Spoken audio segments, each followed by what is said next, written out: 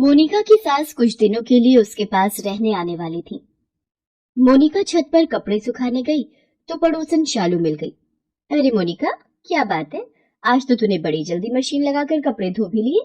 अरे वो आज मेरी सासू माँ आने वाली है ना। फिर तो तेरे से मिलना जुलना बहुत कम हो जाएगा।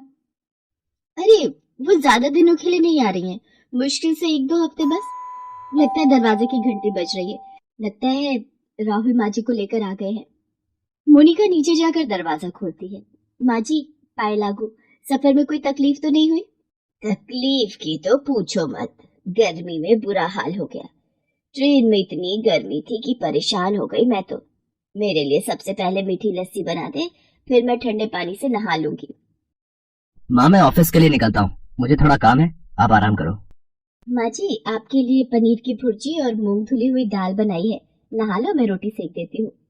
सास के आ जाने से मोनिका को शालू से बात करने का वक्त ही नहीं मिलता था। ऐसे ही एक दिन, मोनिका बहू कहाँ है? कितनी देर से आवाज लगा रही हूँ। ये दरवाजे पर खड़ी किससे बातें कर रही है? ठीक से सुनाई नहीं आ रहा। एक तो उम्र के साथ मेरे कान कमजोर हो गए हैं, कुछ सुनाई नहीं आता। अरे माँ जी, आपको कुछ चाहिए था? मैं मेरी पड़ोसन शालू से बात कर रही थी। वो मुझे लहसुन का अचार डालना बता रही थी। उसने कल ही डाला है। आपको लहसुन का अचार पसंद है ना? इसलिए मैं आपके लिए भी डाल दूंगी। ठीक है, मैं मंदिर होकर आती हूँ। झूठ बोल रही है, मेरी बुराई कर रही होगी और बोल रही है लहसुन का अचार डालने की रेसिपी सीख रही थी। मोनिका की सास मंदिर चली जाती है। उसके मन में एक ही बात चल रही थी कि काश वो शालू और मोनिका के बीच चल रही बातों को सुन लेती। कुछ दान दक्षिणा दे जाओ साधु को, तुम्हारा कल्याण होगा। क्या कल्याण होगा बाबा? मैं तो अलग ही दुविधा में हूँ। मैं तुम्हारे मन की व्यथा को जानता हूँ और उसका हल मेरे पास है। क्या? आप कैसे जानते हो कि मैं क्या सोच रही हूँ? तुम यही सोच रही हो ना कि तुम्हारी बहू तुम्हारे बारे में क्या सोचती है। हाँ साधु महाराज, आपने बिल्कुल सही पहचाना। मेरी बहू मेरी पीठ पीछे क्या बातें करती है ये मैं नहीं जान पाती। इसके लिए मैं तुम्हारी मदद कर सकता हूँ। ये लो, ये एक जादुई माला है जिसे पहनकर तुम अपना रूप बदल सकती हो। तुम जैसा रूप चाहोगी वैसा रूप हो जाएगा। लेकिन ध्यान रखना, इस माला के बारे में किसी को पता नहीं चलना चाहिए, नहीं तो इस माला का जादू खत्म हो जाएगा। ठीक है साधु बाबा, मैं इस बात का ध्यान रखूंगी। आपने तो मेरी बहुत बड़ी परेशानी हल कर दी। अब मैं अपनी बहू के बारे में सब कुछ जान सकती हूँ। मोनिका की सास साधु बाबा के रूप बदलने की माला लेकर घर आ जाती है। साधु बाबा ने मुझे माला तो दे दी, इस माला का उपयोग करके देखती हूँ। जादुई माला, मुझे मोनिका के रूप में बदल दो। अरे, मैं तो सचमुच मोनिका के रूप में आ गई। वो तो अभी बाजार गई हुई है। ये आवाज कौन लगा रहा है? ये तो पड़ोसन शालू है। मोनिका, कितनी देर से तुझे आवाजें लगा रही थी? ये ले, लहसुन का अचार लाई थी। वैसे तेरी सास अभी तक आई तो नहीं ना?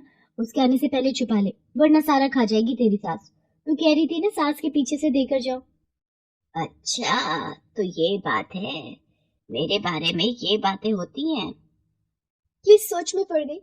जल्दी से पकड़, नहीं तो कहेगी कि सास आ गई है, मुझे ये काम करना है, वो काम करना है, सास ने तंग किया हुआ है। शालू मोनिका बनी सास को सारी बात बताकर चली जाती है और मोनिका की सास के मन में और भी बातें जानने की इच्छा थी। वो अपने रूप में वापस आ जाती है। ये बहुत बढ़िया तरीका है। रूप बदलकर मैं किसी से भी किसी की बात जान सकती हूँ। मैं कुछ दिनों के लिए क्या आई, मोनिका बहू ने तो मेरी बुराइयां करनी शुरू कर दी। अब मुझे मोनिका बहू को सबक सिखाना ही हो। एक दिन मोनिका की सास शालू का रूप बनाकर मोनिका के पास जाती है। और मोनिका, तेरी सास कैसी है? कब जा रही है वापस अपने शहर? अरे अभी कहाँ, अभी तो अगले महीने और रुकने का इरादा है। पता नहीं और कितने दिन झेलना पड़ेगा इन्हें। बताओ, ये आजकल की बहुएं हैं, मुझे झेल रही है ये। क्या करूँ शालू, जब से मेरी सास आई है एक पैर पर खड़ी होकर सारे घर का काम करना पड़ता है। अच्छा मैं चलती हूँ सासू माँ के लिए घिया के कोफ्ते बनाने, नहीं तो कहेंगी कि उनकी पसंद का खाना नहीं बना।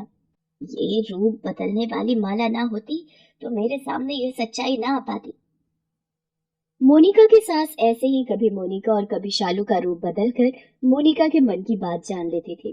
और एक दिन, अरे आंटी जी, आज आप कपड़े सुखा रहे हो? मोनिका नहीं है क्या? अक्सर वही कपड़े धोकर सुखाने आती है, आज आप आए हो। हाँ, वो राहुल के साथ बाजार गई है, उसे थोड़ा काम था इसलिए। पता है आंटी जी, आपको इस उम्र में काम करता हुआ देखकर मुझे अपनी मम्मी की याद आ जाती है। वो भी बिल्कुल आपकी तरह है, सारा दिन घर का काम करती है। वैसे मोनिका आपके बारे में जितना गलत बोलती है ना, आपको देखकर बिल्कुल भी नहीं लगता कि आप वैसे हो। वो तो आपकी मेरे से कितनी बुराइयां करती है कि कभी कभी तो मुझे गुस्सा आ जाता है कि वो आप जैसी देवी समान सास के लिए इतना गलत कैसे बोल जाती है। इसका मतलब इस शालू की आदत है इधर की उधर चुगली करना। मुझे इससे सावधान रहना होगा और मोनिका बहू को भी इसके लिए सावधान करना होगा। बहू को बिगाड़ने की असली जड़ यही है। मुझे मोनिका के सामने इस शालू की सच्चाई लानी ही होगी, नहीं तो ये हमारे घर को खराब कर देगी।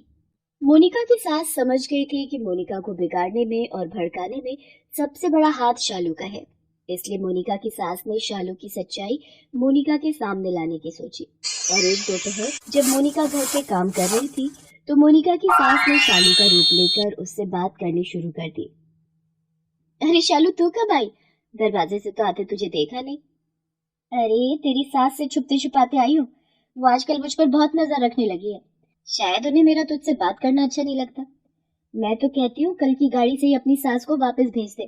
कैसी हालत हो गई है तेरी, कितना काम करना पड़ता है तुझे उनका।